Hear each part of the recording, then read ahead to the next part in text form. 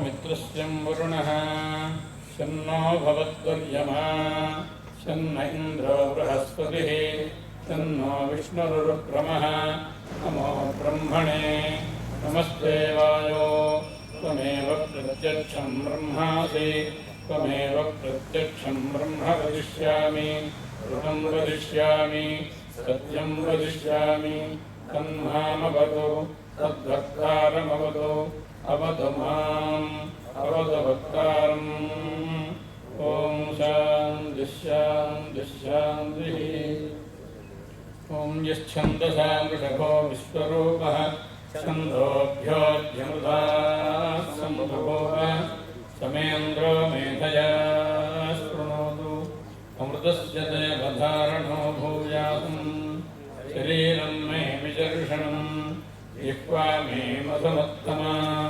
कर्णाभ्यां भोजविश्रुभं ब्रह्मणः कोशोऽसि मेधया विहितः श्रुतं मे गोपाय आवहन्ति वितन्वाना कुर्वाणा क्षीरमात्मनः वासागुंसि मम गावश्च अन्नपाने च सर्वदा ततो मे श्रियमावह ॐ यश्छन्दसा वृषभो विश्वरूपच्छन्दोऽभ्यश्छन्दागस्त्या विवेश सचागुं शक्यः पुरोवाचोपनिषदिन्द्रो ज्येष्ठ इन्द्रियाय ऋषिभ्यो नमो देवेभ्यस्तथा पितृभ्यो भूर्भुवस्सुवश्छन्द ॐ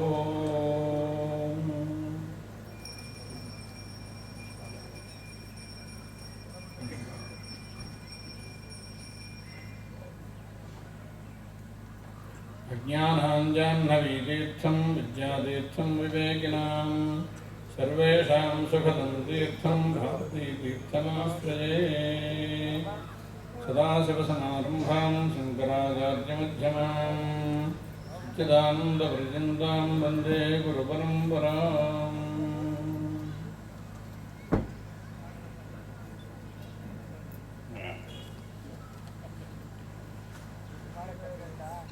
ಆತ್ಮೀಯರಾದ ಶಿಷ್ಯಾಭಿಮಾನಿಗಳಿಗೆ ಹಾಗೂ ಆಸ್ತಿಕ ವೃಂದದವರಿಗೆ ನಾರಾಯಣ ಸ್ಮರಣಪೂರ್ವಕ ಶುಭಾಶೀರ್ವಾದಗಳು.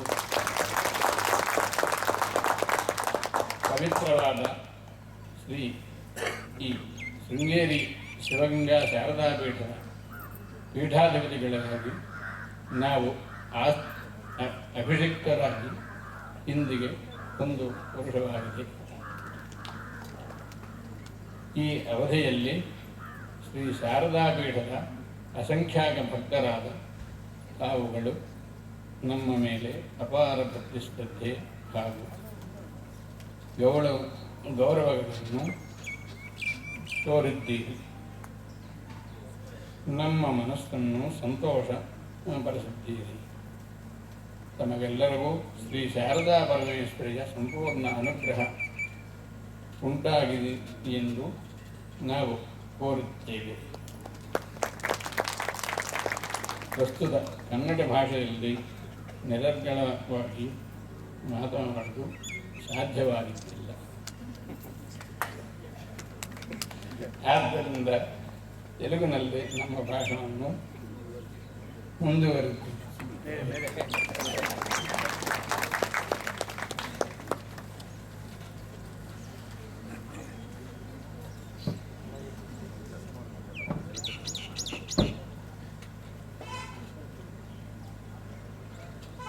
శ్రీ శంకర భగవత్పాదుల వారు ఆల్పీ క్షేత్రంలో అవతరించి సనాతన ధర్మాన్ని పరిరక్షించే నిమిత్తమై దేశం యొక్క నలుమూలలా 4 ఆమ్నాయ పీఠాలను స్థాపన చేశారు.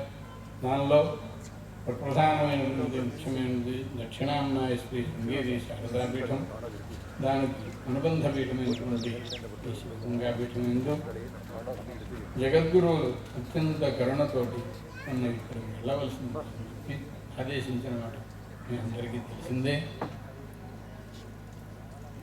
ఎందుకు ఈ పీఠంలో మరి ఇదంతా ఎందుకు అంటే సనాతన ధర్మ పరిరక్షణ కోసం శ్రీ భగవత్పాదులు అవతరించి సనాతన ధర్మాన్ని కాపాడకుండా ఉన్నట్లయితే ఈరోజు మనం ఇటువంటి స్థితికి వచ్చేవాళ్ళం కాదు, ఇటువంటివన్నీ మంచి కార్యాలు జరిగేవే కాదు. అందుకని నిరంతరం వారిని స్మరణ చేసుకుంటూనే ఏ ఒక్క దినచర్య అయినా చేసుకోవాల్సిన అవసరం ఉంది. మానవుడు సమస్త ప్రాణికోటిలోకి మానవ జన్మ వచ్చింది అంటే మోక్షద్వారం దగ్గరికి వెళ్ళి నిల్చున్నట్టే. తెరుచుకున్నటువంటి మోక్షద్వారం దగ్గర నిల్చున్నాడు. అటువంటి మానవ జన్మని వ్యర్థం చేసుకున్న వాడి యొక్క పరిస్థితి ఏమిటంటే అన్ని మెట్లు ఎక్కవలసిన మెట్లన్నీ ఎక్కి చిట్ట చివరి మెట్ల దాకా వెళ్ళి అక్కడి నుంచి కాలు దారి కింద పడితే వాడి పరిస్థితి ఎట్లా ఉంటుందో అదే పరిస్థితి. అందుకని ఈ మానవ జన్మ వ్యర్థం చేసుకోకూడదు. ఇది దేనికోసం వచ్చిందయ్యా అంటే జన్మన ఫలం జన్మరాహిత్య సంపాదనం. జన్మ దేనికి వచ్చిందంటే జన్మరాహిత్యాన్ని సంపాదించుకోవడం కోసమే వచ్చింది. దేవతలు కూడా అనుకుంటూ ఉంటారట, మనం మానవ జన్మ ఎత్తితే కానీ మోక్షం సిద్ధించదు, మనం కూడా వెళ్ళి ఈ పుణ్యమంతా అనుకుంటున్నారు, మానవ జన్మ ఎత్తితే కానీ మనకి మోక్షం సాధ్యం కాదు అని అనుకుంటూ వారు కూడా చివరికి మానవ జన్మ వస్తేనే మోక్ష సాధ్యం. అందుకని మనకి శ్రీ భగవత్పాదుల వారు చెప్పింది ఏమిటయ్యా అంటే సనాతన ధర్మాన్ని కాపాడుతుంది. దానివల్ల మీరు ప్రతి ఒక్కరూ కోరుకునేది ఏమిటి? సుఖం మేస్య దుఃఖం మాకు సుఖంగా ఉంటుంది, దుఃఖం కాకూడదు. కానీ ఏం చేస్తూ ఉంటాడు ప్రతి ఒక్కడు?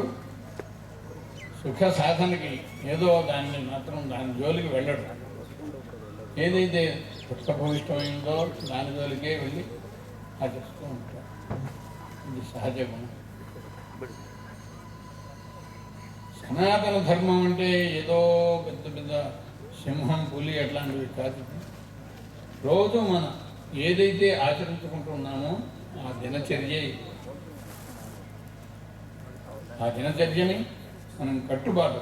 ఎవరు పెట్టింది కట్టుబాటు? మనుధర్మశాస్త్రం. మనలో మనం పెట్టుకున్నటువంటి కట్టుబాటు.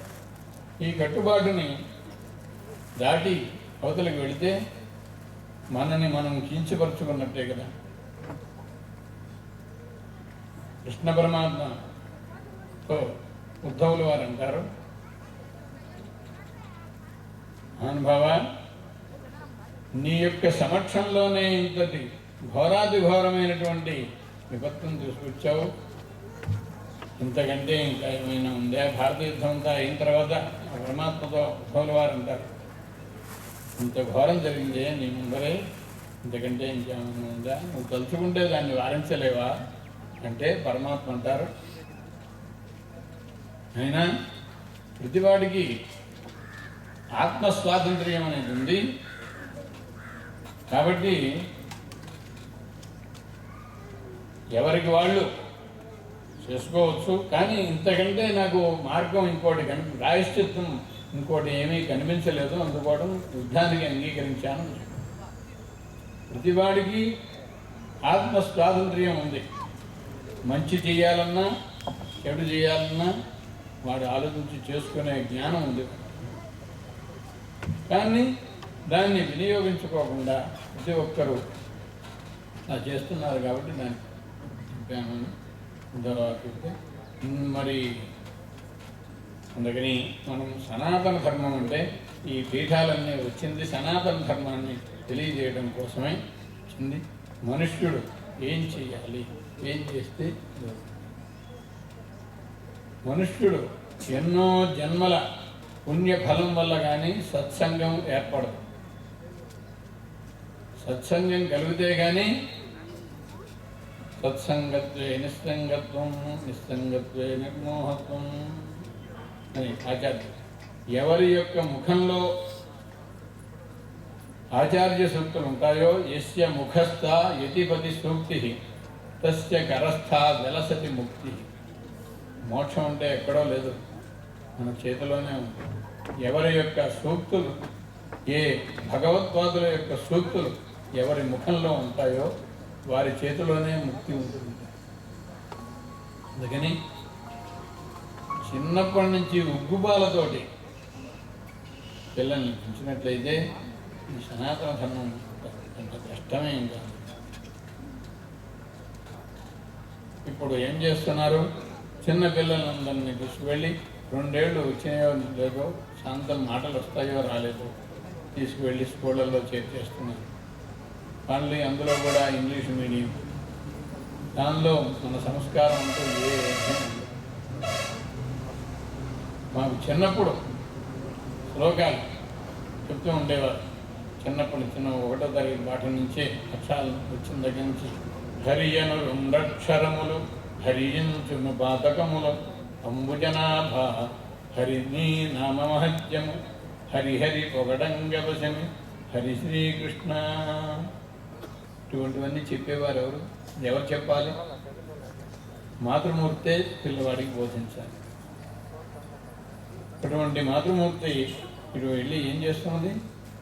ఉద్యోగం, పట్టదిప్పుల కోసం ఉద్యోగం. ఇటు తండ్రి దూరం అవుతున్నాడు, తల్లి దూరం అవుతుంది. వీళ్ళ జ్ఞానం ఎక్కడి నుంచి వస్తుంది? ఎవరి దగ్గర పెడుతుంది. వాడు చెప్పిందే వీళ్ళకి అప్పుతూ ఉంటుంది. అందుకోసం ధర్మం కావాలి అంటే చిన్నపిల్లలను దగ్గర పెట్టుకొని వాళ్ళకి చిన్నప్పటి నుంచే వాళ్ళతో బోధ చేస్తే కానీ ఈ ధర్మం వాళ్ళకి మనస్సుకు పట్టదు. అంతే నారాయణ స్మరణ అన్నాడు కదా, చిట్ట చివరిలో నారాయణ స్మరణ చేస్తే సరిపోతుంది కదా అంటే ఎక్కడి నుంచి వస్తుంది వాడికి?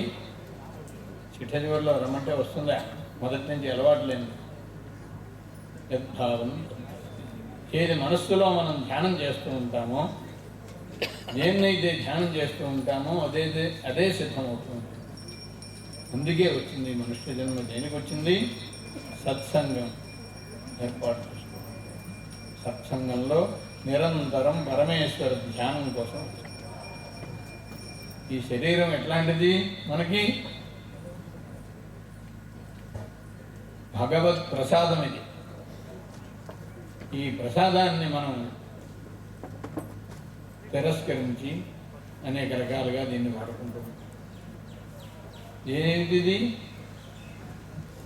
ఏదైతే ఐశ్వర్యం, ఈ శరీరం ఇట్లా కరచరణాజాగారంగా చక్కగా ఉండటం వల్ల ఏమిటి ఈ సంపత్తు అంటే మనకి పరమేశ్వరుడు ఇచ్చాడు. ఏమని? కాళ్ళు చేతులు ఇవన్నీ సవ్యంగా ఇచ్చారు. ఇటువంటి సవ్యంగా ఇచ్చాను. ఇవ్వలేని వాళ్ళు ఏడుస్తున్నారు. కాళ్ళు దేనికి ఇచ్చాడు? ఎక్కడున్నాడో సద్గురువు ఆయన్ని వెతుక్కోవడం కోసం ఇచ్చాడు. చేతులు దేనికి ఇచ్చాడు? అటువంటి సద్గురువుని పూజించడం కోసం ఇచ్చాడు. నోరు దేనికి ఇచ్చాడు? అటువంటి సద్గురువుని స్తుతించడం కోసం ఇచ్చాడు. అస్య దేవే పరాభక్తి యథా దేవే తథా గురువు. అట్లాగే గురుభక్తి అనేది బ్రహ్మదేవుడు, విష్ణుమూర్తి, శివుడు, మహేశ్వరుడు. ధాతుర్లోకసాధితో భాతదహ్యం విష్ణోర్లోకో వీక్షితో భాతదహ్యం శంభోర్లోకశాసితో భాతదహ్యం ఏన స్వాత్మా నైవ సాక్షాత్ భూతోభూత్. బ్రహ్మలోకానికి వెళ్ళాడు, సాధించాడు. ఏం ప్రయోజనం? ఏమీ ప్రయోజనం. విష్ణులోకానికి వెళ్ళాడు, చూశాడు. ఏం ప్రయోజనం? ఏం ప్రయోజనం. శివలోకానికి వెళ్ళాడు, శాసించే అధికారం వచ్చింది. కిం ప్రయోజనం? ఏమి. ఏన స్వాత్మ నైవ సాక్షాత్ భూతోభూత్. తన జన్మ దేనికి వచ్చిందో దాన్ని తెలుసుకోకపోతే ఏమి సంపాదించినా ఏం చేసినా నిష్ప్రయోజనం. ఈశ్వరోపయుక్తం ఐశ్వర్యం. ఏ ఐశ్వర్యం అంతా ఈశ్వరుడికి వినియోగించడం కోసమే వచ్చింది. ఏమిటి ఆ ఐశ్వర్యం? తనను ఎవరో తెలుసుకోవడమే అది పెద్ద ఐశ్వర్యం. ఆత్మార్పణం చేసుకుని పరమేశ్వరుడికి తనను తాను గుర్తించడమే ఐశ్వర్యం. మన వాళ్ళంతా నిరంతరం ఆత్మహత్య చేసుకుంటున్నారని శంకర భగవత్పాదులు చాలా ఘోషించారు. ఏమిటి ఆత్మహత్య? నిరంతరం చేసుకుంటూనే ఉన్నారు ప్రతి ఒక్కడూ కూడా. ఏమిటి? ఆత్మానం ఘంతి ఆత్మహనః ఏకేచా ఆత్మహనో జనాః. ఈశావాస్యోపనిషత్తులో భగవత్పాదుల వారు ఆయన నిరంతరం ఆత్మహత్య చేసుకోకండి, ఆత్మ ఎవరో తెలుసుకోండి, నువ్వెవరో తెలుసుకుంటే అది ఆత్మహత్య కాదు. అంతవరకు ప్రతి వాడు ఆత్మహత్య చేసుకున్నట్టే తనను తాను తెలుసుకోకపోవడమే ఆత్మహత్య. అది తెలియాలంటే ఏం చేయాలి? సనాతన ధర్మాన్ని అనుసరించవలసిందే. ఏమిటి సనాతన ధర్మం అంటే? సంధ్యావందనం దగ్గర నుంచి ప్రారంభం, నిత్యకర్మానుష్ఠానం దగ్గర నుంచి ప్రారంభం. నిత్యకర్మ సంధ్యావందనం దేనికి చెప్పారండి మనకి? సంధ్యావందనం అంటే దానిలో కర్మకాండ, వాసనకాండ, జ్ఞానకాండ 3 చెప్పారు. అంతటి దాన్ని మనం మర్చిపోయి మాకు విధులు టైం చాలడం లేదని దాన్ని మాత్రం వాయిదా వేస్తాం తప్ప ఇంకా దేన్ని వాయిదా వేయలేదు. కర్మకాండ అగ్ని అర్ఘ్యప్రదానం వరకు కర్మకాండ, ఉపాసనాకాండ అంతా గాయత్రి మంత్రం అంతా ఉపాసనాకాండ, జ్ఞానకాండ అక్కడి నుంచి సూర్యోపస్థానం దగ్గర నుంచి జ్ఞానకాండ. ఈ 3 నిత్యం ఎవరైతే ఆచరిస్తారో ఇంక ఏమీ తెలియదు. వాడి జీవితానికి సరిపడా సంతోషం అంతా దీనిలోనే ఉండిపోతుంది. దీన్ని గుర్తు చేయటం కోసమే సనాతన ధర్మం అనే పేరు పెట్టారు. ఇది ఎవరైతే ఆచరిస్తారో వాళ్ళకి నిత్యం నిరంతరం సుఖమే తప్ప దుఃఖం ఎక్కడి నుంచి వస్తుంది? తనను తాను తెలుసుకోకపోవటమే దుఃఖానికి కారణం.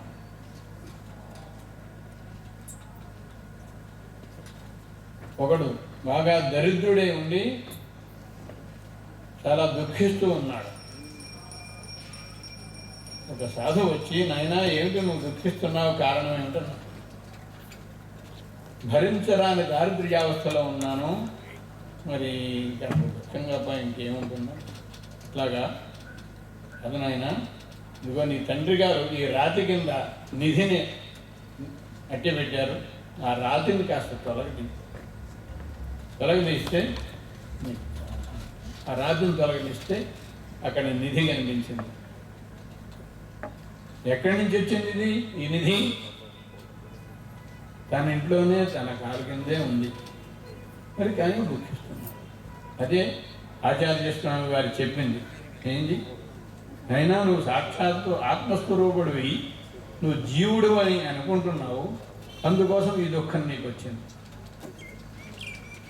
స్వజ్ఞానకల్పిత జగత్ పరమేశ్వరత్వ జీవత్వ భేద ఋషీకృత భూమభావ స్వాభావిక స్వమహిమస్థితి హస్తమోహ ప్రత్యక్తిర్విజయతే భువనైకయోని. అయినా నువ్వు నీ అజ్ఞానం వల్ల యావత్తు కల్పించావు, నీ అజ్ఞానం వల్లనే కల్పించావు. ఏమిటిది? ఏమని కల్పించావు? అజ్ఞాన కల్పిత జగత్తు, ఈ జగత్తు యావత్తు నీ యొక్క అజ్ఞానం వల్లనే భాషిస్తున్నది. ఇంకా ఏమిటి? పరమేశ్వరుడు, పరమేశ్వరుడు కూడా నీ యొక్క అజ్ఞానం వల్లనే భాషిస్తున్నాడు. ఇంకా ఏమిటి? జీవుడు, జీవుడు కూడా నీ యొక్క అజ్ఞానం వల్లనే. ఇవన్నీ నువ్వు కల్పించుకున్నవే, నీ అజ్ఞాన కల్పితములే ఇవన్నీ. నువ్వు స్వతహా జ్ఞాని, ఆత్మస్వరూపుడు, నీకు ఎటువంటి దుఃఖం లేదు అని చెప్పడం అన్నమాట. ఇందాక దృష్టాంతం ఆ నిధి ఎక్కడుంది? తన ఇంట్లోనే ఉంది, తన కాళ్ళ కిందే ఉంది, తెలుసుకోలేకపోయింది. ఇది మనకి ఆచార్య శంకర భగవత్పాదులు ఉపదేశించింది. ఇది తెలుసుకోవాలంటే ఈశ్వరానుగ్రహాదేవ పుంసాం అద్వైత వాసన పాపోపహత చిత్తానాం సద్వార్తాపి నరోచితే. ఏదైనా మంచి మాట ఈశ్వరుని యొక్క అనుగ్రహం లేదే ఈ వాసన కలగదు. ఈశ్వరానుగ్రహం కావాలంటే సనాతన ధర్మాన్ని అనుసరించవలసింది. పాపోపహత చిత్తానం, చెడ్డ పనులు చేసేవాడికి మంచి మాట ఏదన్నా చెబుతూ ఉంటే అక్కడి నుంచి లేచిపోతాడు తప్ప దాన్ని విండు, మనస్సును పట్టడు. అదన్నమాట. అందుకోసం ఆచార్య స్వామి వారు చెప్పింది ఇది. ప్రతి ఒక్కడూ కూడా ఈ సుఖాన్ని మనం అనుభవిస్తూనే ఉన్నాం. ఎక్కడ స్వప్నంలో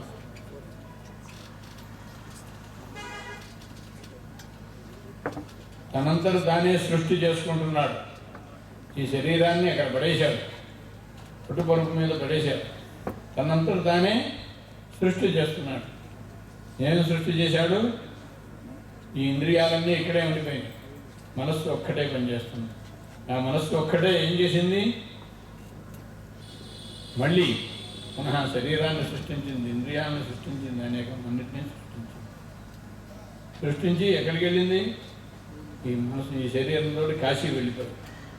కాశీ వెళ్ళి అక్కడ గంగా స్నానం చేస్తుంది, విశ్వేశ్వర దర్శనం చేసుకుంది, అనేక సర్వాలను దర్శనం చేసుకుంది, తిరిగి వచ్చింది.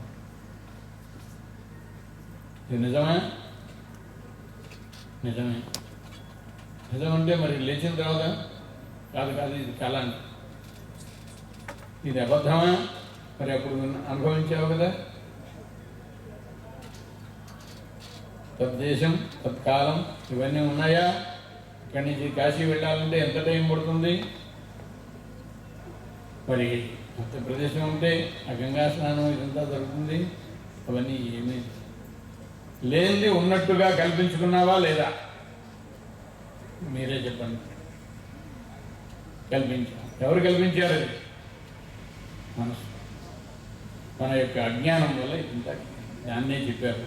విశ్వం దర్పణ దృశ్యమాన నగరీ తుల్యం నిజాంతర్గతం పశ్యన్ ఆత్మని మాయయా బహిర్గోద్భూతం యథా నిద్రయా.